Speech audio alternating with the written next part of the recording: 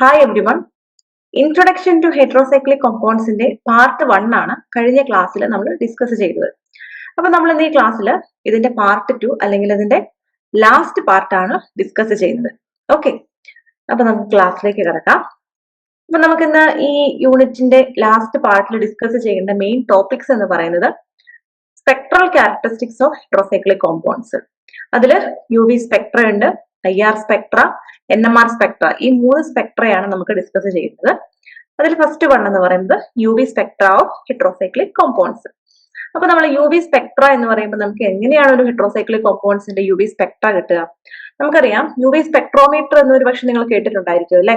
ചെറിയ ക്ലാസ്സുകളിലോ അല്ലെങ്കിൽ ഹയർ ക്ലാസ്സുകളിലോ നിങ്ങൾ പഠിച്ചിട്ടുണ്ടായിരിക്കും. UV സ്പെക്ട്രോമീറ്റർ ഉപയോഗിച്ച് നമുക്ക് ഒരു ഹെറ്ററോസൈക്ലിക് കോമ്പൗണ്ട്സിന്റെ UV സ്പെക്ട്ര നമുക്ക് ഒബ്റ്റെയിൻ ചെയ്യുന്നതാണ്. എങ്ങനെയാണ്? നമ്മൾ പർട്ടിക്കുലർ വേവ് ലെങ്തിലൂടെ ഈ ഹെറ്ററോസൈക്ലിക് കോമ്പൗണ്ട്സിനെ കടത്തിവിടുമ്പോൾ അതിലേക്ക് കടത്തിവിടുമ്പോൾ അവിടെ എന്താണ് സംഭവിക്കുന്നത്?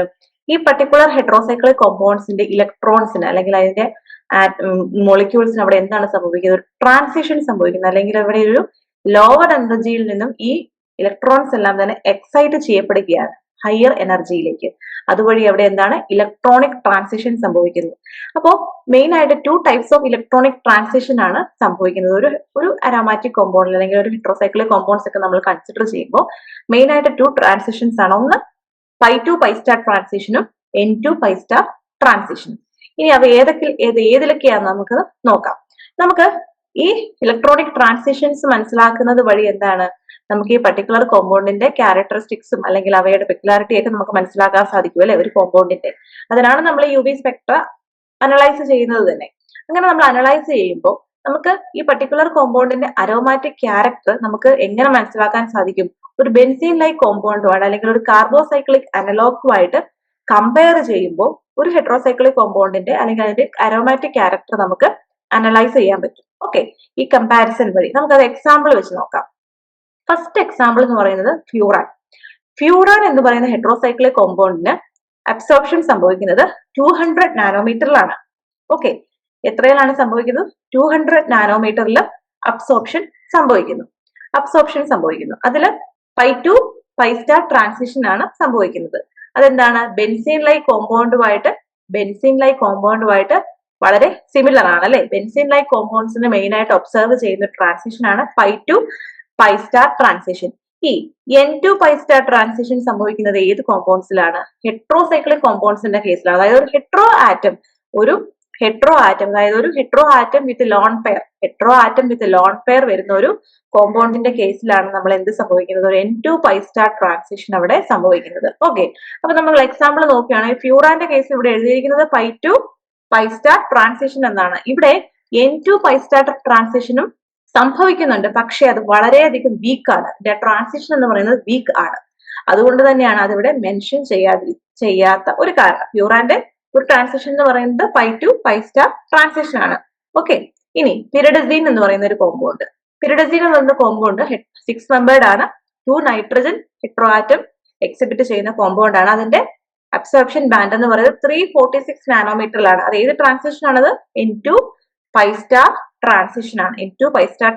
ഈ ട്രാൻസിഷൻ സംഭവിക്കുന്നതിന് കാരണം എന്താണ്? യെസ്, നൈട്രജൻ ലോൺ പെയർ ഉള്ളത് കൊണ്ട് തന്നെയാണ് അതിലൂടെ N2 പൈ സ്റ്റാർ ട്രാൻസിഷൻ സംഭവിക്കുന്നത്. ഇനി വേറൊരു എക്സാമ്പിൾ പറയുകയാണെങ്കിൽ മോണോസൈക്ലിക് അസീൻസ്. ഇതിന്റെ ഒരു പർട്ടിക്കുലർ എക്സാമ്പിൾ എന്താണ്? Pyridine compound 2 distinct bands except ചെയ്യുന്നു. ഒന്ന് 240 to 260 നാനോമീറ്ററിലെ പൈ ടു പൈ സ്റ്റാർ ട്രാൻസിഷനും 270 to 340 നാനോമീറ്ററിലെ N2 pi star transition. Pi to pi star transition നമുക്കറിയാം സിമിലർ ടു ബെൻസീൻ കോമ്പൗണ്ട് ആണ്. ഇനി N2 പൈ സ്റ്റാർ ട്രാൻസിഷൻ എന്ന് പറയുന്നത് എന്താണ്? ഹെറ്ററോസൈക്ലിക് കോമ്പൗണ്ട്സിന്റെ യൂണിക് പ്രോപ്പർട്ടി ആണ് അല്ലെ. അതിൽ N2 പൈ സ്റ്റാർ ട്രാൻസിഷൻ എന്തുകൊണ്ട് സംഭവിക്കുന്നു? It's because of the lone pair present in the hetero atom. അതോടുകൂടി തന്നെ സോൾവെന്റ് ഡിപെൻഡന്റ് ആണെന്നാണ് പറയുന്നത് ഈ ട്രാൻസിഷൻ. എന്തുകൊണ്ടെന്ന് പറഞ്ഞാൽ ഒരു UV സ്പെക്ട്രോമീറ്റർ വെച്ച് നമ്മൾ അനലൈസ് ചെയ്യുമ്പോൾ ഒരു കോമ്പൗണ്ടിനെ അനലൈസ് ചെയ്യുമ്പോൾ നമ്മൾ സോൾവെന്റിന്റെ പ്രസൻസിലാണ് ഇതൊക്കെ അനലൈസ് ചെയ്യുന്നത്. അല്ലെങ്കിൽ പ്രോട്ടിക് അല്ലെങ്കിൽ അപ്രോട്ടിക് സോൾവെന്റ്സിന്റെ പ്രസൻസിലാണ് ഇതൊക്കെ അനലൈസ് ചെയ്യുന്നത്. അതുകൊണ്ട് തന്നെ ഇത്തരം N2 പൈ സ്റ്റാർ ട്രാൻസിഷൻ എന്ന് പറയുന്നത് സോൾവെന്റ് ഡിപെൻഡന്റ് ആണ്. ഓരോ സോൾവെന്റിനെ ഡിപെൻഡ് ചെയ്ത് ചെറിയ വേരിയേഷൻസ് ഒക്കെ സംഭവിക്കാം. ഇനി അപ്പൊ നമുക്ക് ഇതിനായിട്ട് മെയിൻ ആയിട്ട് ബ്രീഫ് ചെയ്യേണ്ട കാര്യം എന്താണ്? Hetero atoms in aromatic system introduce N2 pi star transition ആണ് ഇൻട്രൊഡ്യൂസ് ചെയ്യുന്നത് അറ്റ് ഹയർ വേവ് ലെങ്ത്. നമുക്ക് നോക്കിയാൽ മനസ്സിലാകും pi to pi star transition at normal ഒരു 200 റേഞ്ചിലാണ് സംഭവിക്കുന്നത്. എന്നാൽ N2 pi star transition is happening at more than 300 or more than 250 നാനോമീറ്ററിലാണ്. So they are happening at longer wavelength. And next നമുക്ക് discuss ചെയ്യേണ്ടത് spectral UV spectral behaviour in nitrogen ഹെട്രോസൈക്കിൾസ്. ഈ table നോക്കിയാൽ മനസ്സിലാകും പിരിഡിൻ, പിരിഡസിൻ, പിരിമിഡിൻ ഈ 3 കോമ്പൗണ്ട്സിന്റെയും pi to pi star ട്രാൻസിഷനും N2 pi star ട്രാൻസിഷനും ഇവിടെ കൊടുത്തിട്ടുണ്ട്. ഇവിടെ നോക്കിയാൽ മനസ്സിലാകും N2 pi star transition is happening at higher wavelength. ഇനി ഇതിന്റെ UV സ്പെക്ട്രയില് അഫക്ട് ചെയ്യുന്ന 2 കാര്യങ്ങൾ എന്ന് പറയുന്നത് പ്രോട്ടോണേഷൻ ആണ്. ഓക്കെ, UV നൈട്രജൻ ഹെട്രോസൈക്കിൾസ് പ്രോട്ടോണേഷൻ സാധിക്കുന്നുണ്ട് അല്ലെ. പ്രോട്ടോണേഷൻ ഫാക്ടർ ഉള്ളത് കൊണ്ട് തന്നെ പ്രോട്ടോണേഷനെയും സോൾവെന്റ് പോളാരിറ്റിനെയും ഇത് ഡിപ്പെൻഡ് ചെയ്യുന്നുണ്ട്.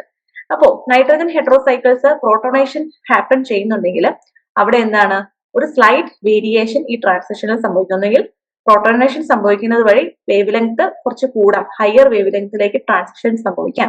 ഇനി സോൾവെന്റ് പോളാരിറ്റി, വ്യത്യസ്ത തരത്തിലുള്ള സോൾവെന്റ് യൂസ് ചെയ്യുന്നതനുസരിച്ച് പോളാർ സോൾവെന്റ്സ് ഒക്കെ യൂസ് ചെയ്യുന്നതനുസരിച്ച് ട്രാൻസിഷനിൽ ഒന്നുകിൽ ഷോർട്ടർ വേവ് ലെങ്ത്തിലേക്ക് ട്രാൻസിറ്റ് ചെയ്യാം അല്ലെങ്കിൽ ഹയർ വേവ് ലെങ്ത്തിലേക്ക് ഒരു ട്രാൻസ്മിഷൻ സംഭവിക്കാം. ഓക്കെ, വേരിയേഷൻ അല്ലെങ്കിൽ ഒരു ഇലക്ട്രോണിക് ട്രാൻസിഷനിൽ ഒരു ചേഞ്ച് സംഭവിക്കുന്നുണ്ട് എന്നാണ് ഈ UV സ്പെക്ട്രയിൽ കൂടെ നമുക്ക് മനസ്സിലാക്കാൻ സാധിക്കുന്നത്.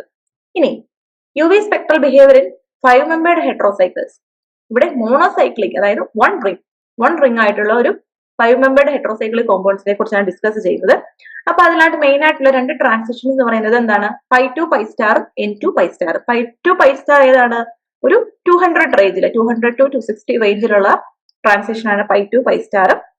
അതെന്താണ്? ഹൈ ഇന്റൻസിറ്റി ബാൻഡ്സ് ആണ്.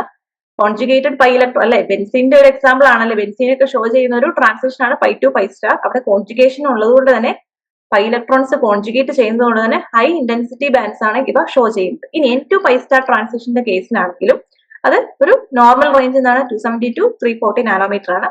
പക്ഷെ അത് വീക്ക് ആണ്. ഈ 5 മെമ്പേർഡിന്റെ കേസിൽ ഇവിടെ N2 pi star transition week ആണ്. അതുപോലെ തന്നെ സോൾവെന്റ് ബാൻഡ്സ് എല്ലാം തന്നെ സോൾവെന്റ് ഡിപ്പെൻഡന്റ് ആണെന്നാണ് ഞാൻ നേരത്തെ പറഞ്ഞിരുന്നു അല്ലെ.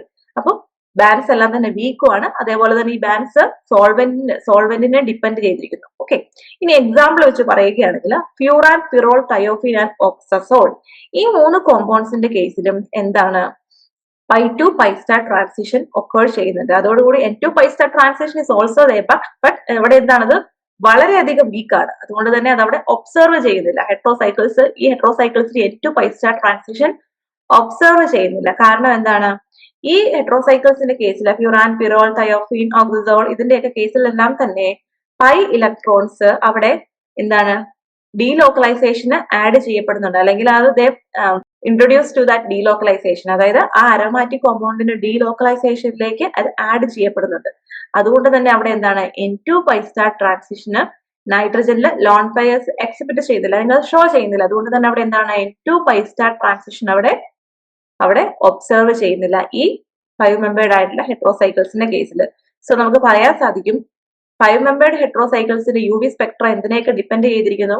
അരോമാറ്റിസിറ്റിനെ ഡിപ്പെൻഡ് ചെയ്തിരിക്കുന്നു. ആ കോമ്പൗണ്ടിന്റെ അരോമാറ്റിസിറ്റിനെ ഡിപ്പെൻഡ് ചെയ്തിരിക്കുന്നു. ഹെട്രോ ആറ്റം അതിന്റെ ലോൺ പെയർസിനെ ഡിപ്പെൻഡ് ചെയ്തിരിക്കുന്നു. അതേപോലെ തന്നെ കോൺജുഗേഷനെ ഡിപ്പെൻഡ് ചെയ്തിരിക്കുന്നു. ഇനി UV spectral behaviour in bicyclic compounds, അതായത് മോണോസൈക്ലിക് അല്ല ബൈസൈക്ലിക് 2 സൈക്ലിക് കോമ്പൗണ്ട്സ് വരും. അതിൽ ഒന്നെന്ന് പറയുന്നത് ഒരു സൈക്ലിക് കോമ്പൗണ്ട് എന്ന് പറയുന്നത് 5 മെമ്പേർഡ് ആയിരിക്കും. നമുക്ക് ഇതിനെ 2 എക്സാമ്പിൾ വെച്ചിട്ട് കമ്പയർ ചെയ്ത് പഠിക്കാൻ സാധിക്കും. ഒന്നെന്താണ് ബെൻസോ ബി തയോഫിൻ, നെക്സ്റ്റ് വൺ എന്ന് പറയുന്നത് ബെൻസോ സി തയോഫിൻ. ഈ 2 കോമ്പൗണ്ട്സും നമ്മൾ പാർട്ട് 1 ഡിസ്കസ് ചെയ്തിരുന്നു അല്ലെ. പാർട്ട് 1 ഡിസ്കസ് ചെയ്തിരുന്നു. ബെൻസോ ബി തയോഫിന്റെ കേസ് നമുക്കറിയാം. ഒരു തയോഫിൻ കോമ്പൗണ്ടിന്റെ തയോഫിന്റെ ബി സൈഡ് ബെൻസീനുമായിട്ട് അറ്റാച്ച്ഡ് ആവുന്നു. അപ്പൊ നമുക്ക് അവിടെ 3 തരത്തിലുള്ള അബ്സോർപ്ഷൻ പീക്സ് തരുന്നു. 1 at 288 nanometre, second one at 257 nanometre, third one at 227 nanometre. Okay, അതില് തയോഫിൻ എന്ന് പറയുന്നതാണ് ഇതിന്റെ പേരന്റ് കോമ്പൗണ്ട്. അതായത് തയോഫിൻ അല്ല ഇതിന്റെ പേരന്റ്. ആ പേരന്റ് കോമ്പൗണ്ടിന്റെ അബ്സോർപ്ഷൻ പീക്ക് എന്ന് പറയുന്നത് 235 നാനോമീറ്റർ ആണ്. അപ്പൊ നമുക്കിത് എങ്ങനെ കമ്പയർ ചെയ്ത് നമുക്ക് നോക്കാം. ബെൻസോ ബി തയോഫിന്റെ സ്ട്രക്ചർ നമുക്ക് നോക്കുകയാണെങ്കിൽ അവിടെ ദേ ആർ ലോക്കലൈസ്ഡ് ഇലക്ട്രോൺസ് ആണ്. Fully delocalised electrons benzo B തയോഫിന്റെ കേസിൽ പറയാൻ സാധിക്കുന്നില്ല. എന്നാൽ ബെൻസോ സി തയോഫിൻ, അവിടെ തയോഫിന്റെ സി സൈഡ് ബെൻസീനുമായിട്ട് അറ്റാച്ച്ഡ് ആകുന്നതുകൊണ്ട് തന്നെ ആ രണ്ട് കോമ്പൗണ്ട്സിലും എന്താണ് ഓൾട്ടർനേറ്റ് ഡബിൾ ബോൺസ് വരുന്നുണ്ട്. ഓൾട്ടർനേറ്റ് ഡബിൾ ബോൺസ് വരുന്നതുകൊണ്ട് തന്നെ അവിടെ എന്താണ് എൻഹാൻസ്ഡ് കോൺജുഗേഷൻ കൂടുതലാണ്. കോൺജുഗേഷൻ കൂടുതലായതുകൊണ്ട് തന്നെ അവിടെ എന്താണ് ബെൻസോ സി തയോഫിന്റെ കേസിൽ ഹയർ അരോമാറ്റിസിറ്റി ആൻഡ് ഡീലോക്കലൈസേഷൻ, ഈ രണ്ട് കാര്യങ്ങൾ കൂടുതലായതുകൊണ്ട് തന്നെ എന്താണ് ബെൻസോ സി തയോഫിൻ സിസ്റ്റം അല്ലെങ്കിൽ ആ compound pi to pi star transition exhibit ചെയ്യുന്നത് ഹയർ വേവ് ലെങ്തിലാണ്. എത്രയാണത്? 445 to 465 നാനോമീറ്ററിൽ അത് എക്സിബിറ്റ് ചെയ്യുന്നു.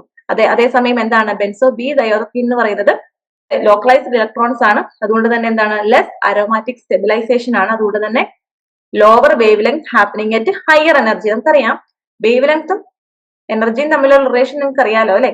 എനർജി കൂടുന്നതിനനുസരിച്ച് വേവ് ലെങ്ത് കുറയും, വേവ് ലെങ്ത് കൂടുന്നതിനനുസരിച്ച് എനർജി കുറയും. സോ ബെൻസോ ബി തയോഫിന്റെ കേസിൽ ഹയർ എനർജിയാണ്, ലോവർ വേവ് ലെങ്ത് ആണ് compared to this benzo C thiophene. So ഇങ്ങനെയാണ് നമ്മൾ അതിനെ കമ്പയർ ചെയ്ത് പഠിക്കുന്നത്. സോ നമുക്ക് എന്ത് പറയാൻ പറ്റും? അബ്സോർപ്ഷൻ പാറ്റേണിൽ distinct absorption patterns due to extended conjugation and heteroatom influence. അതായത് ഹെട്രോ ആറ്റം ഇൻഫ്ലുവൻസ് കാരണവും എക്സ്റ്റെൻഡഡ് കോൺജുഗേഷൻ കാരണവും നമുക്ക് ഇവിടെ എന്താണ് അബ്സോർപ്ഷൻ പീക്സിൽ ഒരു വ്യത്യസ്ത തരത്തിലുള്ള അബ്സോർപ്ഷൻ പീക്സ് ആണ് നമുക്ക് ഇവിടെ ലഭിക്കുന്നത്. ഇനി നെക്സ്റ്റ് ഒരു ഡിസ്കസ് ചെയ്യുന്ന ഒരു സിസ്റ്റമാണ് infrared Spectra of heterocyclic compounds. നമ്മൾ നേരത്തെ പറഞ്ഞത് യു വി സ്പെക്ട്രാണ്. ഇനി ഇൻഫ്രാറെഡ് സ്പെക്ട്ര നമുക്ക് പറയുന്നത് എന്താണ്? ഒരു കോമ്പൗണ്ട് നമ്മൾ IR റേഡിയേഷൻ യൂസ് ചെയ്ത് നമ്മൾ അതിനെ അനലൈസ് ചെയ്യുകയാണ്. അങ്ങനെ അനലൈസ് ചെയ്യുമ്പോൾ നമുക്ക് അവിടെ എന്താണ് സംഭവിക്കുന്നത്?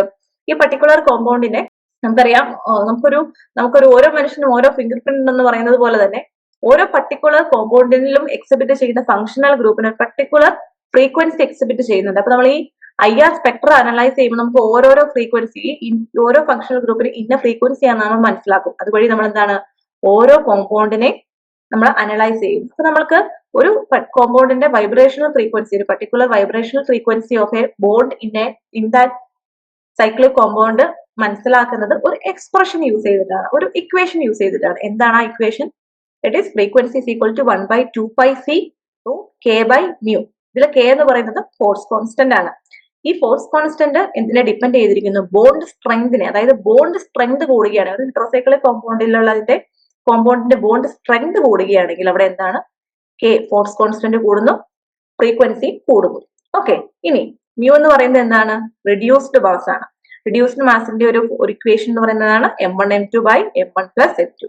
ഇനി ഇതിലായിട്ട് മെയിൻ ആയിട്ട് നമുക്ക് മനസ്സിലാക്കുന്ന റിലേഷൻ എന്ന് പറയുന്നത് ബോണ്ട് സ്ട്രെങ്ത് ആൻഡ് ഫ്രീക്വൻസി എന്നുള്ളതാണ്. ഓക്കെ, നമ്മൾ ഒരു ബോണ്ട് സ്ട്രെങ്ത് ഫ്രീക്വൻസി തമ്മിലുള്ള റിലേഷൻ മനസ്സിലാക്കുന്നത് ഒരു കോമ്പൗണ്ടിന്റെ ബോണ്ട് സ്ട്രെങ്ത് കൂടുതലാണെങ്കിൽ, സ്ട്രോങ്ങർ ബോണ്ട് ആണെങ്കിൽ, ഒരു കോമ്പൗണ്ട് നമ്മൾ triple bond, double bond, single bond എടുക്കുകയാണെങ്കിൽ ഏതാണ് സ്ട്രോങ്ങർ ബോണ്ട്? ഒബിയസ്ലി അതൊരു ട്രിപ്പിൾ ബോണ്ട് ആയിരിക്കും സ്ട്രോങ്ങർ ബോണ്ട്. അങ്ങനെ സ്ട്രോങ്ങർ ബോണ്ട് ആണെങ്കിൽ അവിടെ എന്താണ് ഫ്രീക്വൻസി കൂടുതലായിരിക്കും. ഇനി ലോവർ ഫ്രീക്വൻസി, അപ്പോൾ ഡബിൾ ബോണ്ടിന് കുറച്ചും കൂടെ ഫ്രീക്വൻസി കുറവായിരിക്കും, ഏറ്റവും ഫ്രീക്വൻസി കുറവ് വരുന്നത് സിംഗിൾ ബോണ്ടിനായിരിക്കും. ഇനി ഫ്രീക്വൻസി കുറവ് വരുന്ന മറ്റൊരു ഫാക്ടർ എന്ന് പറയുന്നത്, അല്ലെങ്കിൽ വേറൊരു റീസൺ എന്ന് പറയുന്നത്, നമ്മൾ അരോമാറ്റിക് കോമ്പൗണ്ട്സ് കൺസിഡർ ചെയ്യുകയാണെങ്കിൽ അരോമാറ്റിക് കോമ്പൗണ്ട്സിന് കോൺജുഗേഷൻ കൂടുതലായിരിക്കും അല്ലെ. കോൺജുഗേഷൻ കൂടുതലായും ഡീലോക്കലൈസ്ഡ് ഇലക്ട്രോൺസ് ആയതുകൊണ്ട് തന്നെയും അവിടെ എന്താണ് ബോണ്ട് ഓർഡർ കുറവായിരിക്കും. ബോണ്ട് ഓർഡർ കുറവായിരിക്കുന്ന സാഹചര്യത്തിൽ എന്താണ് ഫ്രീക്വൻസി കുറവായിരിക്കും.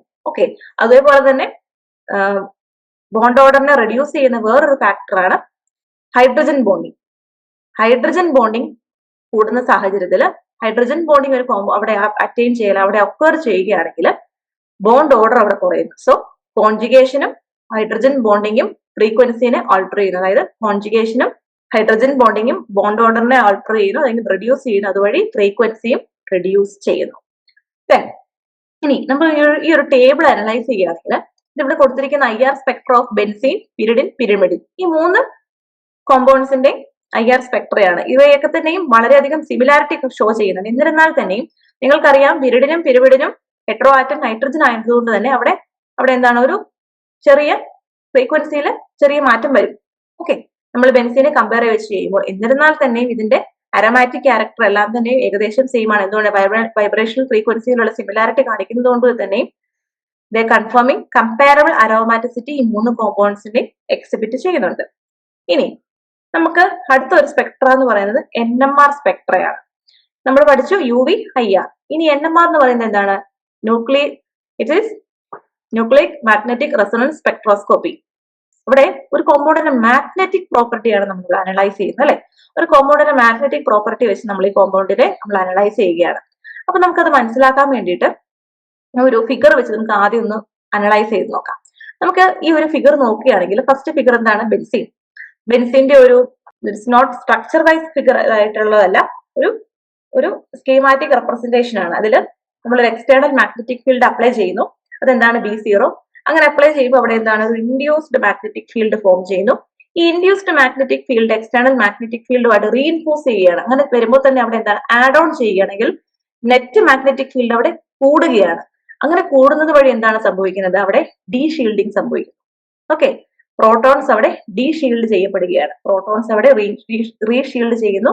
നെറ്റ് റിംഗ് കറന്റ്, അവിടെ റിംഗ് കറന്റ് കൂടുതലായിട്ട് വരുന്നു. ഇതാണ് ഇവിടെ എക്സിബിറ്റ് ചെയ്യുന്നത്. ഇനി വേറൊരു സെക്ഷൻ ഓഫ് കോമ്പൗണ്ട് നോക്കുവാണെങ്കിൽ ആൽക്കീൻസ്. ആൽക്കീൻസിന്റെ കേസിൽ ഡബിൾ ബോൺസ് വരുന്ന കേസ് അല്ലെ. ആൽക്കീൻസിന്റെ കേസിലും ഇതേപോലെ തന്നെ എക്സ്റ്റേണൽ മാഗ്നറ്റിക് ഫീൽഡ് കൊടുക്കുമ്പോൾ അവിടെ ഒരു ഇൻഡ്യൂസ്ഡ് മാഗ്നറ്റിക് ഫീൽഡ് വരുന്നു. അത് റീഇൻഫോഴ്സ് ചെയ്യുന്നു, അല്ലെങ്കിൽ അവിടെ മാഗ്നറ്റിക് ഫീൽഡ് അധികമാകുന്നു, അല്ലെങ്കിൽ നെറ്റ് മാഗ്നറ്റിക് ഫീൽഡിൽ ഒരു കൂടുതൽ വരുന്നു. അങ്ങനെ വഴി അവിടെ എന്താണ്? അവിടെയും ഡീഷീൽഡിംഗ് ആണ് സംഭവിക്കുന്നത്. അത് അവിടെ എന്ത് അപ്പിയർ ചെയ്യുന്നു? ഡൗൺ ഫീൽഡ് അപ്പിയർ ചെയ്യുന്നു. ഡൗൺ ഫീൽഡ് അപ്പിയർ ചെയ്യുന്നു, അതായത് ലെസ് ppm വാല്യൂ, പക്ഷേ higher they appear downfield at higher ppm value. Sorry, not lower, higher ppm value. Downfield appear ചെയ്യുന്നു and at higher ppm value. ഇനി വേറൊരു case എന്ന് പറയുന്നത് alkyne. ആൽക്കൈന്റെ കേസിൽ ഇതിൽ നിന്ന് വേറെ വ്യത്യസ്തമാണ്. ഇവിടെ കൊടുക്കുന്ന external magnetic field induced magnetic ഫീൽഡിന് ഒപ്പോസ് ചെയ്യുകയാണ്. ഓക്കെ, ഇവിടെ കൊടുക്കുന്ന എക്സ്റ്റേണൽ മാഗ്നറ്റിക് ഫീൽഡും ഇൻട്രൊഡ്യൂസ് ചെയ്യുന്ന ഇൻഡ്യൂസ്ഡ് മാഗ്നറ്റിക് ഫീൽഡും തമ്മിൽ അവിടെ എന്താണ്? ഒപ്പോസിഷൻ സംഭവിക്കുകയാണ്. അവിടെ ഒരു നെറ്റ് സീറോ മാഗ്നറ്റിക് ഫീൽഡ് അവിടെ സംഭവിക്കുകയാണ്. അതുവഴി എന്താണ്? ഇലക്ട്രോൺസിനെ this causes shielding of protons. പ്രോട്ടോൺസിനെ അവിടെ ഷീൽഡ് ചെയ്യുകയാണ്. അതുവഴി അവിടെ എന്താണ്? അപ്ഫീൽഡ് വാല്യൂ, അവിടെ അപ്ഫീൽഡ് സംഭവിക്കുകയാണ്. അതുവഴി എന്താണ്? ലെസർ ppm വാല്യൂവിൽ അത് കെമിക്കൽ ഷിഫ്റ്റ് വാല്യൂ ഒക്വർ ചെയ്യുകയാണ്. ഇനി നമുക്ക് ഇതിന്റെ ടേംസ് വെച്ച് മനസ്സിലാക്കുകയാണെങ്കിൽ നമ്മൾ പറഞ്ഞു ബെൻസീൻ കോമ്പൗണ്ട്സിൽ എന്താണ്? ഡീഷീൽഡിംഗ് ആണ് സംഭവിക്കുന്നത്. ഇലക്ട്രോൺസിനെ ഡീഷീൽഡ് ചെയ്യുക എന്നാണ് പറയുന്നത്. Deshielding and low field shifters ആണ്. Deshielding and low field shifters at delta value of 7.24 ppm. ഇതാണ് ബെൻസീന്റെ ഡെൽറ്റ വാല്യൂ എന്ന് പറയുന്നത്. ഇനി ഇത് എന്തുകൊണ്ടാണ് സംഭവിക്കുന്നത്? It is because of that pi electron ring current. ഞാൻ പറഞ്ഞു നമ്മൾ ആ കോമ്പൗണ്ട് അനലൈസ് ചെയ്തപ്പോൾ അവിടെ റിംഗ് കറന്റ് ഫോം ചെയ്തു. Pi electron ring currents form ചെയ്യുന്നു. ഇറ്റ് ജനറേറ്റ് അവിടെ എന്താണ്? ഇൻഡ്യൂസ്ഡ് മാഗ്നറ്റിക് ഫീൽഡ് ജനറേറ്റ് ചെയ്യുന്നു. അത് അവിടെ എന്താണ്? അപ്ലൈഡ് മാഗ്നറ്റിക് ഫീൽഡിനെ കുറച്ചും കൂടെ കൂടുതൽ സ്ട്രെങ്തൺ ചെയ്യുകയാണ്. അവിടെ നെറ്റ് മാഗ്നറ്റിക് ഫീൽഡ് കൂടുകയാണ്. പ്രോട്ടോൺസിന് ചുറ്റും നെറ്റ് മാഗ്നറ്റിക് ഫീൽഡ് കൂടുകയാണ്. അതുവഴി അവിടെ എന്താണ്? ഡീഷീൽഡിംഗ് സംഭവിക്കുന്നു. ഇനി ഈ NMR സ്പെക്ട്ര അനലൈസ് ചെയ്യുമ്പോൾ നമ്മൾ മെയിൻ ആയിട്ട് ഇമ്പോർട്ടന്റ് ആയിട്ട് അനലൈസ് ചെയ്യേണ്ട ഒരു ഫാക്ടറാണ് പ്രോട്ടോൺ പൊസിഷൻ. ഒരു കോമ്പൗണ്ടിന്റെ പ്രോട്ടോൺ പൊസിഷൻ അവിടെ മെയിൻ മാറ്റർ ചെയ്യുന്നുണ്ട്. കാരണം എങ്ങനെയാണെന്ന് വെച്ചാൽ പ്രോട്ടോൺസ് ഔട്ട്സൈഡ് ദ റിംഗ്, അങ്ങനെ വരുന്ന ഒരു എക്സാമ്പിൾ എന്ന് പറയുന്നത് ബെൻസീൻ ആണ്. ഒരു ബെൻസീൻ സ്ട്രക്ചർ നമുക്ക് അനലൈസ് ചെയ്യുകയാണെങ്കിൽ ബെൻസീന്റെ ഔട്ടർ കവറിലാണ് പ്രോട്ടോൺസ് എല്ലാം എക്സിബിറ്റ് ചെയ്യുന്നത് അല്ലെ. നിങ്ങൾക്കറിയാം 6 മെമ്പേർഡ് ഹെട്രോസൈക്ലിക് കോമ്പൗണ്ട്സിന്റെ ഒരു കെക്യുവൽ സ്ട്രക്ചറിന്റെ പുറമെയാണ് പ്രോട്ടോൺസ് എല്ലാം എക്സിബിറ്റ് ചെയ്യുന്നത് അല്ലെ. അതുകൊണ്ട് തന്നെ അവിടെ എന്താണ്? ഡീഷീൽഡിംഗ് ആണ് സംഭവിക്കുന്നത്. Okay, they resonate at higher delta value, അതായത് ഹയർ ഡെൽറ്റ വാല്യൂവിൽ അത് റെസൊണേറ്റ് ചെയ്യും. ഇനി പ്രോട്ടോൺസ് ഇൻസൈഡ് ദ റിംഗ്, അതിനുള്ള എക്സാമ്പിൾ എന്ന് പറയുന്നത് അനുലിൻസ് ആണ്. അനുലിൻസ് എന്ന് പറഞ്ഞാൽ ആ കോമ്പൗണ്ടിൽ അതിന്റെ ഉള്ളിലേക്കാണ് പ്രോട്ടോൺസ് എല്ലാം തന്നെ എക്സിബിറ്റ് ചെയ്യുന്നത്. അതുകൊണ്ട് അവിടെ എന്താണ്? ഷീൽഡിംഗ് ആണ് സംഭവിക്കുന്നത്. ഓക്കെ, ഷീൽഡിംഗ് സംഭവിക്കുന്ന വഴി അവിടെ എന്താണ്? They resonate at lesser delta value. Okay, അപ്പോൾ പ്രോട്ടോൺ പൊസിഷൻ ആണ് മെയിൻ ആയിട്ട് ഒരു NMR സ്പെക്ട്രയിൽ അനലൈസ് ചെയ്യുന്നത്. ഇനി റിംഗ് സൈസ് എഫക്ട്, നമ്മളൊരു 6 മെമ്പേർഡ് കോമ്പൗണ്ടിനെയും 5 മെമ്പേർഡ് കോമ്പൗണ്ടിനെയും കമ്പയർ ചെയ്യുകയാണെങ്കിൽ 6 മെമ്പേർഡ് കോമ്പൗണ്ടിനാണ് റിംഗ് സൈസ് കൂടുതൽ അല്ലെ 5 മെമ്പേർഡിനെ അപേക്ഷിച്ച്. ഈ റിംഗ് സൈസ് കൂടുന്നതിനനുസരിച്ച് തന്നെ അവിടെ എന്താണ്? റിംഗ് കറന്റ്, അത് സ്ട്രോങ് റിംഗ് കറന്റ്സും 6 മെമ്പേർഡ് കോമ്പൗണ്ട്സ് എക്സിബിറ്റ് ചെയ്യുന്നു അവിടെ. സോ അതുകൊണ്ട് എന്തുകൊണ്ട് അവിടെ എന്ത് സംഭവിക്കുന്നു? ഡീഷീൽഡിംഗ് സംഭവിക്കുന്നു. അതായത് 5 മെമ്പേർഡിനെക്കാട്ടിലും കൂടുതൽ ഡീഷീൽഡിംഗ് 6 മെമ്പേർഡ് കോമ്പൗണ്ട്സിനാണ്. ഇനി നമുക്കറിയാം NMR സ്പെക്ട്ര അനലൈസ് ചെയ്യുമ്പോൾ നമുക്ക് കെമിക്കൽ ഷിഫ്റ്റ് വാല്യൂസ് ഒബ്റ്റെയിൻ ചെയ്യുന്നുണ്ട് അല്ലെ. ഈ ppm കെമിക്കൽ ഷിഫ്റ്റ് വാല്യൂ. ഈ കെമിക്കൽ ഷിഫ്റ്റ് വാല്യൂ എന്തിനെ ഡിപ്പെൻഡ് ചെയ്തിരിക്കും? മെയിൻ ആയിട്ട് ഡിപ്പെൻഡ് ചെയ്തിരിക്കുന്നത് ഒരു കോമ്പൗണ്ടിൽ എക്സിബിറ്റ് ചെയ്യുന്ന ഓരോ കാർബൺസ് ഉണ്ടല്ലോ, ആ കാർബൺസിനോട് അറ്റാച്ച് ചെയ്തിരിക്കുന്ന പ്രോട്ടോൺസിനെ ഡിപ്പെൻഡ് ചെയ്യുന്നത്. അതായത് electron density of the ring carbon to which hydrogen is attached. അതായത് പ്രോട്ടോൺ അറ്റാച്ച് ചെയ്തിരിക്കുന്ന കാർബണിന്റെ ഇലക്ട്രോൺ ഡെൻസിറ്റിയാണ് ഈ കെമിക്കൽ ഷിഫ്റ്റ് വാല്യൂവിനെ ഡിപ്പെൻഡ് ചെയ്തിരിക്കുന്നത്. ഇതൊക്കെയാണ് NMR സ്പെക്ട്രയിൽ നമ്മൾ മനസ്സിലാക്കേണ്ട ടേംസും ഓരോ അതിന്റെ കാര്യങ്ങളും. ഇനി നമ്മളൊരു എക്സാമ്പിൾ വെച്ച് മനസ്സിലാക്കുകയാണെങ്കിൽ പിരിഡിൻ. ഈ പിരിഡിൻ കോമ്പൗണ്ടിൽ നമുക്കറിയാം N എന്ന് പറയുന്നത് ഇതിലെ ഹെട്രോ ആറ്റം ആണ്. ഈ നൈട്രജൻ ഹെട്രോ ആറ്റമായിട്ട് നെക്സ്റ്റ് വന്നിരിക്കുന്ന കാർബൺ പൊസിഷൻ എന്ന് പറയുന്നത് ആൽഫയാണ്. 6 ആണ്. 2ഉം 6 പൊസിഷനും മീൻസ് ആൽഫ പൊസിഷൻ. 5 and 3 എന്ന് പറയുന്നത് ബീറ്റ പൊസിഷൻ. 4 എന്ന് പറയുന്നത് gamma position. So we can call this position as alpha proton. ഈ ആൽഫ പ്രോട്ടോണിന്റെ വാല്യൂ, കെമിക്കൽ ഷിഫ്റ്റ് വാല്യൂ എന്ന് പറയുന്നത് 8.52 ആണ് ഇവിടെ കൊടുത്തിരിക്കുന്നത് അല്ലെ. അവിടെ എന്താണ്? ഡി ഷീൽഡിംഗ് ആണ് സംഭവിക്കുന്നത്. ഇനി ഗാമ പ്രോട്ടോണിന്റെ കേസിലും അവിടെ ഡി ഷീൽഡിംഗ് ആണ്. ഒരു മോഡറേറ്റ് ഡി ഷീൽഡിംഗ് ആണ്. It is not so much of that strong, not so much that of that alpha, എന്നാലും ഒരു മോഡറേറ്റ് ഡി ഷീൽഡിംഗ് സംഭവിക്കുന്നു. ഇനി ബീറ്റ പ്രോട്ടോണിന്റെ കേസിലാണെങ്കിൽ അവിടെ ഷീൽഡിംഗ് ആണ് സംഭവിക്കുന്നത്. ഓക്കെ, അവിടെ ഷീൽഡിംഗ് ആണ് സംഭവിക്കുന്നത്. അതായത് നെക്സ്റ്റ് ടു ഹെട്രോ ആറ്റം അല്ല, അതുകൊണ്ട് തന്നെ അവിടെ എന്താണ്? ഷീൽഡിംഗ് ആണ് സംഭവിക്കുന്നത്. ഇനി വേറൊരു കാര്യം എന്ന് പറയുന്നത് നൈട്രജൻ കൂടുന്നതിനനുസരിച്ച് ഒരു ഹെട്രോസൈക്ലിക് കോമ്പൗണ്ടിൽ നൈട്രജൻ ആറ്റം ഒന്നിൽ കൂടുതൽ വരാം അല്ലെ. അത്തരം ഒരു കേസിൽ അവിടെ എന്താണ്? ഡി ഷീൽഡിംഗ് കൂടുതലായിരിക്കും. നമുക്കത് കൂടുതൽ എക്സാമ്പിൾ വെച്ച് നോക്കാം. ഫസ്റ്റ് വൺ എന്ന് പറയുന്നത് പിറോളും ഫ്യൂറാനും. ഈ കോമ്പൗണ്ട് മനസ്സിലാക്കിയാൽ നിങ്ങൾക്ക് സാധിക്കും. നെക്സ്റ്റ് ടു ഹെട്രോ ആറ്റം എന്ന് പറയുന്ന ആൽഫ പ്രോട്ടോൺ, അതിന്റെ ഡി ഷീൽഡിംഗ് സംഭവിക്കുന്നത് വഴി അവിടെ കെമിക്കൽ ഷിഫ്റ്റ് വാല്യൂ എന്താണ്? കൂടുതലാണ് അല്ലെ. ബീറ്റ പ്രോട്ടോണിനെ അപേക്ഷിച്ച് ആൽഫ പ്രോട്ടോണിന്റെ വാല്യൂ കൂടുതലാണ്. അങ്ങനെ ഈ കോമ്പൗണ്ട്സ് എല്ലാം അനലൈസ് ചെയ്യാൻ നിങ്ങൾക്ക് സാധിക്കും. ഇനി ഈ കോമ്പൗണ്ടിന്റെ നെക്സ്റ്റ് ടു ദിസ് എക്സാമ്പിൾ നമുക്ക് നോക്കാം. 2 നൈട്രജൻ വരുന്ന കേസ് നോക്കാം. 2 നൈട്രജൻ ഹെട്രോ ആറ്റം വരുന്ന കേസിൽ ഇതിലെ ആൽഫ പ്രോട്ടോണിന്റെ വാല്യൂ ഹയർ ആണ് അല്ലെ, 9.24. അതായത് മോർ നൈട്രജൻ വരുന്നതിനനുസരിച്ച് ഡി ഷീൽഡിംഗ് വാല്യൂ കൂടുതലായിരിക്കും. ഇനി നെക്സ്റ്റ് ഒരു കാര്യം നമ്മൾ പറഞ്ഞിരുന്നു. എന്താണ് നമ്മൾ മെയിൻ ആയിട്ട് ഇതിനകത്ത് പറയുന്ന? ആൽഫ പ്രോട്ടോണിന്റെ value near to that hetero atom alpha proton എന്ത് ഷോ ചെയ്യുന്നു? ഡി ഷീൽഡിംഗ് ഷോ ചെയ്യുന്നു. അതുവഴി up fielding happening at higher delta value. Correct. Then ഇനി നമ്മൾ ഹെട്രോ ആറ്റത്തിന്റെ ഇലക്ട്രോ നെഗറ്റിവിറ്റി കൂടുകയാണെങ്കിൽ lower will be the chemical shift of the beta proton. അതായത് hetero atom more electronegative ആണെങ്കിൽ beta പ്രോട്ടോണിന്റെ chemical shift value എന്ന് പറയുന്നത് കുറവായിരിക്കും. ഓക്കെ, ആ ഒരു ഫാക്ടറും മനസ്സിൽ ഓർക്കേണ്ടതാണ്. ഇനി അരോമാറ്റിസിറ്റി ആൻഡ് റിയാക്ടിവിറ്റി.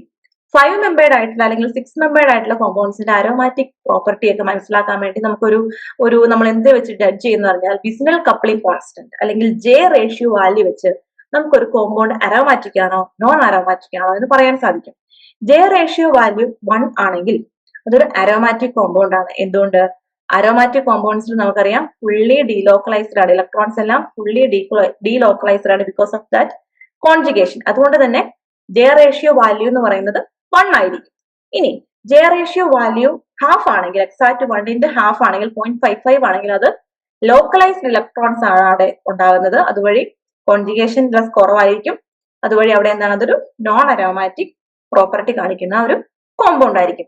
ഇനി ഇതിൽ അഫക്ട് ചെയ്യുന്ന കുറച്ച് റീസൺസ് ഉണ്ട്. ഹെട്രോ ആറ്റത്തിന്റെ ഇമ്പാക്ട് എന്താന്ന് നോക്കാം. Ring angles, inductive effects and hetero atoms relate with that J ratio value. അതായത് ജെ റേഷ്യോ വാല്യൂ എന്തിനെയൊക്കെ ഡിപ്പെൻഡ് ചെയ്തിരിക്കുന്നു എന്നാണ് ഇവിടെ പറയുന്നത്. ഹെട്രോ ആറ്റത്തിനെയും അതിൽ ഇൻഡക്റ്റീവ് ഇഫക്ട്, അതിൽ അഫക്ട് ചെയ്യുന്ന ഇൻഡക്റ്റീവ് ഇഫക്റ്റിനെയും റിംഗ് ആംഗിൾസിനെയും ഈ ജെ റേഷ്യോ വാല്യൂ ഡിപ്പെൻഡ് ചെയ്യുന്നുണ്ട്. ഇനി REPE വാല്യൂ എന്ന് പറയുന്ന ഒരു വാല്യൂ ഉണ്ട്. അതായത് full form resonance energy pi electron value. ഈ ഹയർ REPE വാല്യൂ ആണെങ്കിൽ അവിടെ ആ കോമ്പൗണ്ട് എന്താണ്? സ്ട്രോങ് ഡീലോക്കലൈസേഷൻ സംഭവിക്കുന്നത്. സ്ട്രോങ് ഡീലോക്കലൈസേഷൻ ആണെങ്കിൽ അതെന്താണ്? അവിടെ ഇതൊരു കോൺജുഗേഷൻ ഉണ്ടല്ലേ, അതുവഴി അതെന്താണ്? ഒരു അരോമാറ്റിക് കോമ്പൗണ്ട് ആയിരിക്കും. ഓക്കെ, അതവിടെ അപ്പൊ അവിടെ എന്തായിരിക്കും? സ്ട്രോങ്ങർ ഡീലോക്കലൈസേഷൻ ഉണ്ടാകുന്ന വഴി ജെ റേഷ്യോ വാല്യൂ 1 ആയിരിക്കും. അതായത് REPE വാല്യൂ കൂടുതലാണെങ്കിൽ അതൊരു അരോമാറ്റിക് കോമ്പൗണ്ട് ആയിരിക്കും. ഇനി ഓർഗാനിക് കെമിസ്ട്രിയിൽ നമ്മൾ മെയിൻ ആയിട്ട് മനസ്സിലാക്കുന്ന അല്ലെങ്കിൽ ഒരു ഹെട്രോസൈക്ലിക് കെമിസ്ട്രിയിൽ മെയിൻ ആയിട്ട് നമ്മൾ കോമ്പൗണ്ടിന് അരോമാറ്റിക് ആണോ അല്ലെങ്കിൽ നോൺ അരോമാറ്റിക് ആണോ എന്ന് മനസ്സിലാക്കുന്ന ഒരു റൂൾ ഉണ്ട്. That rule is Huckel's rule. എന്താണത്? Huckel's rule. ഹക്കൽസ് റൂൾ എന്ന് പറയുന്നത് എന്താണ്? 4n + 2π ഇലക്ട്രോൺസ് തരുന്ന കോമ്പൗണ്ട് ആണെങ്കിൽ അതിനെ നമുക്ക് എന്തെന്ന് പറയാൻ സാധിക്കും? അതൊരു അരോമാറ്റിക് കോമ്പൗണ്ട് ആണെന്ന് പറയാൻ സാധിക്കും. അപ്പൊ അതിന് നമുക്ക് 4 കാര്യങ്ങൾ ഒബേ ചെയ്യണം ഒരു കോമ്പൗണ്ട് അരോമാറ്റിക് ആവണമെങ്കിൽ. അത് ഏതൊക്കെയാന്ന് നമുക്ക് നോക്കാം. പ്ലാനാർ, ഒരു കോമ്പൗണ്ട് പ്ലാനാർ ആയിരിക്കണം അല്ലെ. ഒരു കോമ്പൗണ്ട് ഒരു ജോമെട്രി എന്ന് പറയുന്നത് പ്ലാനാർ ജോമെട്രി ആയിരിക്കണം. ഓക്കെ. ഇനി കോൺജുഗേറ്റഡ് ആയിരിക്കണം. കോൺജുഗേറ്റഡ് മീൻസ് എന്താണ്? ഓൾട്ടർനേറ്റ് ഡബിൾ ബോൺസ് വരണം. ഇനി അത് സൈക്ലിക് ആയിരിക്കണം, അതായത് അതിന്റെ റിംഗ് സ്ട്രക്ചർ എന്ന് പറയുന്നത് ഒരു ക്ലോസ്ഡ് സൈക്ലിക് സ്ട്രക്ചർ ആയിരിക്കണം. പിന്നെ അത് എന്താണ്? ഹക്കൽസ് റൂൾ ഒബേ ചെയ്യണം. ഹക്കൽസ് റൂൾ എന്താണ് പറയുന്നത്? 4n+2π ഇലക്ട്രോൺസ് തരണം ഒരു പെർട്ടിക്കുലർ കോമ്പൗണ്ട്. നമുക്ക് ഒരു എക്സാമ്പിൾ വെച്ച് നോക്കാം. പിരിഡിൻ. പിരിഡിൻ എന്ന് പറയുന്ന കോമ്പൗണ്ട് നോക്കിയേ ഇവിടെ. ഈ പിരിഡിനിൽ ഒരു പെക്യുലാരിറ്റി എന്ന് പറയുന്നത് ഇതിൽ എത്ര പൈ ഇലക്ട്രോൺസ് ഉണ്ട്? എങ്ങനെയാണ് പൈ ഇലക്ട്രോൺസ് മനസ്സിലാക്കുന്നത്? ഒരു പർട്ടിക്കുലർ ഡബിൾ ബോണ്ടിൽ എത്ര പൈ ഇലക്ട്രോൺസ് ഉണ്ട്? 2 പൈ ഇലക്ട്രോൺസ്. അപ്പൊ ടോട്ടൽ നമുക്ക് എത്ര പൈ ഇലക്ട്രോൺസ് ഉണ്ട്? 6 പൈ ഇലക്ട്രോൺസ് അല്ലെ. ഇതിൽ നൈട്രജനിലെ ലോൺ പെയർ ഇതിൽ പാർട്ടിസിപ്പേറ്റ് ചെയ്യുന്നില്ല. ഡീലോക്കലൈസേഷനിൽ പിരിഡിന്റെ പൈ ഇലക്ട്രോൺസ് പാർട്ടിസിപ്പേറ്റ് ചെയ്യുന്നില്ല. ഓക്കെ. അതുകൊണ്ട് തന്നെ ഇവിടെ എത്ര പൈ ഇലക്ട്രോൺസ് വരുന്നുണ്ട്? 6 പൈ ഇലക്ട്രോൺസ് വരുന്നുണ്ട്. അപ്പൊ നമുക്ക് നോക്കിയാൽ മനസ്സിലാകും 6 പൈ ഇലക്ട്രോൺസ് വരുന്നത് കൊണ്ട് തന്നെ നമുക്ക് ഈ ഒരു ഫോർമുലയിൽ നമുക്ക് 6 പൈ ഇലക്ട്രോൺസ് തരണം, എങ്കിൽ മാത്രമേ അതൊരു അരോമാറ്റിക് ആവുള്ളൂ. നമുക്ക് നോക്കാം. 4 ഈ എന്നിന് ഒരു വാല്യൂ കൊടുത്താൽ, പർട്ടിക്കുലർ വാല്യൂ കൊടുത്താൽ നമുക്ക് 6 കിട്ടണം. അതാണ് ഇതിന്റെ റൂൾ പറയുന്നത്. 4ന് 0 കൊടുത്തു കഴിഞ്ഞാൽ നമുക്ക് കിട്ടുമോ? 4 × 0 0, 0 + 2 2, 0 + 2 നമുക്ക് എന്താ കിട്ടുക? 2 പൈ ഇലക്ട്രോൺസ് വരുന്നുള്ളൂ അല്ലെ. അപ്പൊ നമുക്ക് ശരിയാവത്തില്ല. അപ്പൊ ഒരു 6 പൈ ഇലക്ട്രോൺസ് വരണം. അപ്പൊ നമുക്ക് എന്നിന് ഒരു 1 എന്ന് പറയുന്ന വാല്യൂ കൊടുത്താൽ നമുക്ക് എന്ത് കിട്ടും? 4 × 1 + 2 എന്ത് കിട്ടുന്നു? ആൻസർ എത്രയായിരിക്കും? 6 പൈ ഇലക്ട്രോൺസ്. ഇവിടെ പൈ ഉണ്ട്, 2ന്റെ കൂടെ പൈ ഉണ്ട്. സോ എന്നിന് 1 വാല്യൂ കൊടുക്കുകയാണെങ്കിൽ 4 × 1 1, 1 + 4 + 2 6 പൈ ഇലക്ട്രോൺസ്. സോ ഈ പിരിഡിൻ എന്ന് പറയുന്നത് ഒരു അരോമാറ്റിക് കോമ്പൗണ്ട് ആണ്, അതായത് ഹക്കൽസ് റൂൾ അത് ഒബേ ചെയ്യുന്നുണ്ട്. ഇനി പിറോളിന്റെ കേസിൽ ഇതൊരു 5 മെമ്പേർഡ് ആണ് അല്ലെ. 5 മെമ്പേർഡ് ആണ്. അതേപോലെ തന്നെ ഇവിടെ എത്ര പൈ ഇലക്ട്രോൺസ് ഉണ്ട്? 1 2 പൈ ഇലക്ട്രോൺസ്, 2 + 2 4 പൈ ഇലക്ട്രോൺസ്. ഇതില് പിറോളിന്റെ കേസിൽ ഇതിലുള്ള നൈട്രജനിലുള്ള ലോൺ പെയേഴ്സ് കോൺജുഗേഷനിൽ വരുന്നില്ല, അല്ലെങ്കിൽ അതവിടെ എക്സിബിറ്റ് ചെയ്യുന്നുണ്ട്. അതിന്റെ ലോൺ പെയേഴ്സ് ഇൻവോൾവ് ചെയ്യുന്നുണ്ട്. അതുകൊണ്ട് തന്നെ ടോട്ടൽ എത്ര പൈ ഇലക്ട്രോൺസ് വരുന്നുണ്ട്? 6 പൈ ഇലക്ട്രോൺസ് വരുന്നുണ്ട്. അതുകൊണ്ട് തന്നെ ഈ 6 പൈ ഇലക്ട്രോൺസ് നമുക്ക് കിട്ടും അല്ലെ. അതുകൊണ്ട് തന്നെ ഈ കോമ്പൗണ്ടും എന്താണ്? ഹക്കൽസ് റൂൾ ഒബേ ചെയ്യുന്നത്. ഇങ്ങനെയാണ് നമ്മളൊരു കോമ്പൗണ്ടിനെ അരോമാറ്റിക് ആണോ നോൺ അരോമാറ്റിക് ആണോ എന്ന് നോക്കുന്നത്. ഇനി aromaticity and reactivity in key heterocycles. കുറച്ച് ഹെട്രോസൈക്കിൾസിൽ അതിന്റെ അരോമാറ്റിസിറ്റി നമ്മൾ മനസ്സിലാക്കിയാണ്. അതിൽ ഫസ്റ്റ് നമ്മൾ എക്സാമ്പിൾ എടുക്കുന്നത് പിരിഡിൻ എന്ന് പറയുന്നത് പൈ ഡെഫിഷ്യന്റ് സിസ്റ്റം ആണ്. അതായത് പൈ ഡെഫിഷ്യന്റ് സിസ്റ്റം ആണ്. ഇവിടെ പൈ ഇലക്ട്രോൺസിന്റെ ഡെഫിഷ്യൻസി ആണ് പറയുന്നത്. കാരണം ഇതില് all atoms carbon, nitrogen are sp2 hybridised ആണ്.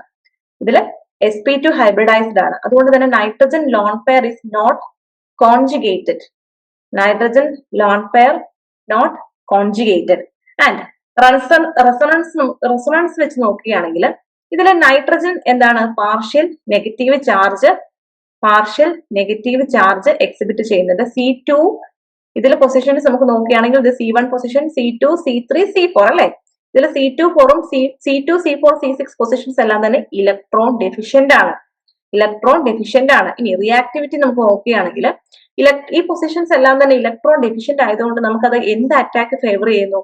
ഏത് തരത്തിലുള്ള attack? Is it nucleophilic or electrophilic? Nucleophilic attack അവിടെ ഫേവർ ചെയ്യുന്നു, C2 പൊസിഷൻ. ഇനി ഇലക്ട്രോഫിലിക് അറ്റാക്ക് ഫേവർ ചെയ്യുന്ന പൊസിഷൻ ഏതാണ്? C3 പൊസിഷൻ ആയിരിക്കും ഇലക്ട്രോഫിലിക് അറ്റാക്ക് ചെയ്യുന്നത്. ഇനി ബേസിസിറ്റി, നൈട്രജന്റെ ബേസിസിറ്റി അനലൈസ് ചെയ്യുകയാണെങ്കിൽ നൈട്രജന്റെ ലോൺ പെയർ നമുക്ക് ഇവിടെ തന്നെ സ്ഥിതി ചെയ്യുന്നുണ്ട്. അതായത് കോൺജുഗേഷൻ അത് എടുക്കുന്നില്ല, കോൺജുഗേഷനിലേക്ക് അത് കൊടുക്കുന്നില്ല. അതുകൊണ്ട് തന്നെ നൈട്രജൻ ലോൺ പെയർ ഇവിടെ എക്സിബിറ്റ് ചെയ്യുന്നത് കൊണ്ട് തന്നെ എന്താണ്? ഇത് ബേസിക് ആണ്. അതായത് പ്രോട്ടോണേഷന് ഈ നൈട്രജൻ സാധിക്കും. അതുകൊണ്ട് തന്നെ ഈ നൈട്രജൻ, ഈ ലോൺ പെയർ ഉള്ള ഈ നൈട്രജൻ എന്ന് പറയുന്നത് ബേസിക് ആണ്. അതുകൊണ്ട് തന്നെ ഇനി മോർ നൈട്രജൻ വരികയാണെങ്കിൽ നമ്മൾ ഒരു പർട്ടിക്കുലർ കോമ്പൗണ്ട്, പിരിമിഡിൻ പോലെയുള്ള കോമ്പൗണ്ടുകളിൽ കൂടുതൽ നൈട്രജൻ വരുന്ന ഹെട്രോസൈക്ലിക് കോമ്പൗണ്ട് വരികയാണെങ്കിൽ അവിടെ എന്താണ്? പൈ ഡെഫിഷ്യൻസി കൂടുതലായിരിക്കും അല്ലെ. പൈ ഡെഫിഷ്യൻസി കൂടുതലായിരിക്കും. അപ്പം പിരിമിഡിന്റെ കേസ് പറയുകയാണെങ്കിൽ പിരിഡിനെക്കാട്ടിലും പൈ ഡെഫിഷ്യന്റ് ആയിരിക്കും അല്ലെ. അവിടെ നൈട്രജന്റെ ലോൺ പെയർ അവിടെ തന്നെ എക്സിബിറ്റ് ചെയ്യുന്നതുകൊണ്ട് തന്നെ പൈ ഡെഫിഷ്യൻസി കൂടുതലായിരിക്കും ഈ പിരിമിഡിന്റെ കേസിൽ. So pyrimidine is more pi deficient than this pyridine. ഇതൊക്കെയാണ് പിരിഡിന്റെ കേസിൽ പറയുന്ന അരോമാറ്റിക് ക്യാരക്ടേഴ്സ്. ഇനി പിറോൾ എങ്ങനെയാണ് പൈ എക്സസീവ് ആകുന്നത്? പിറോളിന്റെ സ്ട്രക്ചർ നിങ്ങൾക്ക് നോക്കിയാൽ മനസ്സിലാകും. ഇവിടെ പൈ ഇലക്ട്രോൺസ് കൂടുതലാണ്. കാരണം ഓൾറെഡി 4 പൈ ഇലക്ട്രോൺസ് ഉണ്ട് അല്ലെ, 4 പൈ ഇലക്ട്രോൺസും ഉണ്ട്.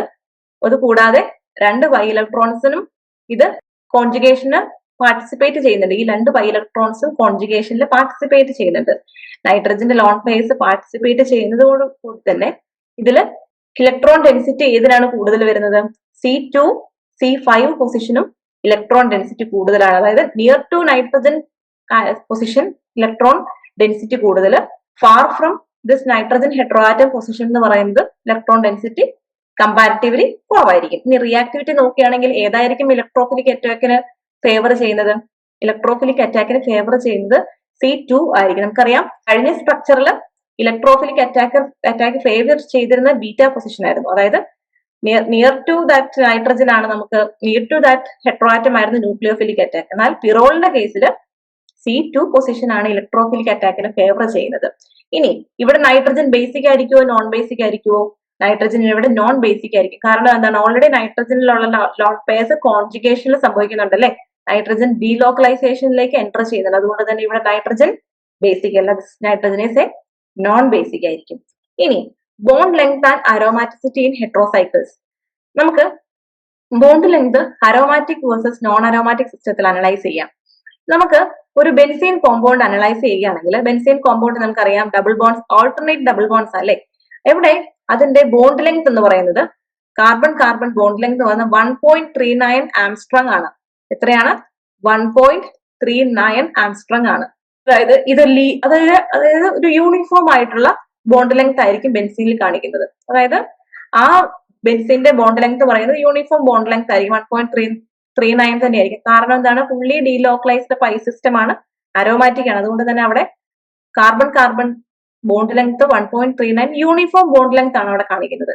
ഇനി കോൺജുഗേറ്റഡ് പോളിയീൻസിന്റെ അതായത് ഒരു എക്സാമ്പിൾ പറയുവാണെങ്കിൽ ബ്യൂട്ടാഡൈൻ, ഇവിടെ റൈറ്റ് സൈഡിൽ അതിന്റെ ഫിഗർ കൊടുത്തിട്ടുണ്ട്. ബ്യൂട്ടാഡൈൻ നമുക്ക് നോക്കിയാൽ മനസ്സിലാകും അവിടെ double bond alternating bond length ആണ്. അവിടെ ബോണ്ട് ലെങ്ത് നമ്മൾ ഡബിൾ ബോണ്ട് ഓൾട്ടർനേറ്റ് എന്ന് പറയുന്നത് ബോണ്ട് ലെങ്തും ഓൾട്ടർനേറ്റ് ചെയ്യുകയാണ്. 1.33 ആണ് ഡബിൾ ബോണ്ടിന് കാണിക്കുന്നത്, സിംഗിൾ ബോണ്ടിന് 1.45 ആണ്. ഇവിടെ എന്താണ്? ലോക്കലൈസ്ഡ് പൈ ഇലക്ട്രോൺസ് ആണ്, നോൺ അരോമാറ്റിക് ആണ്. അപ്പൊ നമുക്ക് മനസ്സിലാക്കാം ഓൾട്ടർനേറ്റ് ഡബിൾ ബോണ്ട് വരുന്നത് കൊണ്ട് തന്നെ ആ കോമ്പൗണ്ട് എന്തായിരിക്കും? ലോക്കലൈസ്ഡ് പൈ ഇലക്ട്രോൺസ് ആയിരിക്കും, അതേപോലെ തന്നെ നോൺ അരോമാറ്റിക് ആയിരിക്കും. ഈ അരോമാറ്റിക്കിന്റെ കേസിലാണെങ്കിൽ അവിടെ യൂണിഫോം ബോണ്ട് ലെങ്ത് ആയിരിക്കും, അതുകൊണ്ട് തന്നെ ആ കോമ്പൗണ്ട് അരോമാറ്റിക് ആയിരിക്കും. ഇതിന് ബോണ്ട് ലെങ്ത് വെച്ചിട്ട് നമുക്ക് ഇങ്ങനെയാണ് അരോമാറ്റിക് അല്ലെങ്കിൽ നോൺ അരോമാറ്റിക് കോമ്പൗണ്ട്സിന് നമ്മൾ ഡിഫറൻഷിയേറ്റ് ചെയ്യുന്നത്. ഇനി 6 മെമ്പേർഡ് ഹെട്രോസൈക്കിൾസിന്റെ കേസിൽ ബോണ്ട് ലെങ്ത് എങ്ങനെ ആയിരിക്കും എന്ന് നോക്കാം. ഇനി നമുക്ക് സ്ട്രക്ചർ മനസ്സിലാക്കാൻ വേണ്ടി പിരിഡിൻ, പിരിഡിസിൻ ആൻഡ് ബെൻസീൻ സ്ട്രക്ചർ ആണ് ഇവിടെ കൊടുത്തിരിക്കുന്നത് അല്ലെ. ഈ 3 സ്ട്രക്ചറിൽ നമുക്ക് നോക്കിയാൽ മനസ്സിലാക്കും ഇതിന്റെ എല്ലാം തന്നെ ബോണ്ട് ലെങ്ത് ഏകദേശം എക്സാക്ട് സിമിലർ ആണ്. ബെൻസീന്റെ കേസിൽ ബോണ്ട് ലെങ്ത് നമുക്കറിയാം 1.39 തന്നെയാണ് യൂണിഫോം ആയിട്ട് വരുന്നത്. ഇനി പിരിഡിന്റെ കേസിലെല്ലാം തന്നെയാണെങ്കിലും 1.39, 1.34, അതേപോലെ പിരിഡിസിന്റെ കേസിലും ഏകദേശം ഒരു 1.3 റേഞ്ചിൽ തന്നെയാണ് ഇതെല്ലാം വരുന്നത്. അതുകൊണ്ട് നമുക്ക് എന്താ പറയാം? Both pyridine bond length similar to benzene ആണ്, സോ ദേ ആർ അരോമാറ്റിക്. അങ്ങനെ നമ്മൾ മനസ്സിലാക്കുന്നത്, അതായത് ബോണ്ട് ലെങ്ത് വെച്ചിട്ട് അരോമാറ്റിക് ആണോ നോൺ അരോമാറ്റിക് ആണോ എന്ന് മനസ്സിലാക്കുന്ന ഈ ഫിഗറിൽ കൂടെ. ഇനി 5 മെമ്പേർഡ് ഹെട്രോസൈക്കിൾസിന്റെ കേസിൽ നമുക്ക് നോക്കാം. പിറോൾ അങ്ങനെയൊക്കെയുള്ള കേസിൽ നമുക്ക് എങ്ങനെയാണ് നമുക്ക് നോക്കാം. നോട്ട് പിറോൾ, പൈറോൾ, ഫ്യൂറാൻ, തയോഫീന്റെ ഒക്കെ കേസിൽ എങ്ങനെയാണ് ബോണ്ട് ലെങ്ത് നോക്കാം. ലിമിറ്റഡ് ഡീലോക്കലൈസേഷൻ ആയിരിക്കും ഈ 5 മെമ്പേർഡ് ഹെട്രോസൈക്കിൾസിന്റെ കേസിൽ. അതായത് ബെൻസീൻ പോലെ ഒരു ഓൾട്ടർനേറ്റ് ബോണ്ട് ലെങ്ത് വരുന്നില്ല, ഫുള്ളി ഡീലോക്കലൈസേഷൻ വരുന്നില്ല, ഒരു ലിമിറ്റഡ് ഡീലോക്കലൈസേഷൻ ആയിരിക്കും. അതുകൊണ്ട് തന്നെ അവിടെ എന്താണ്?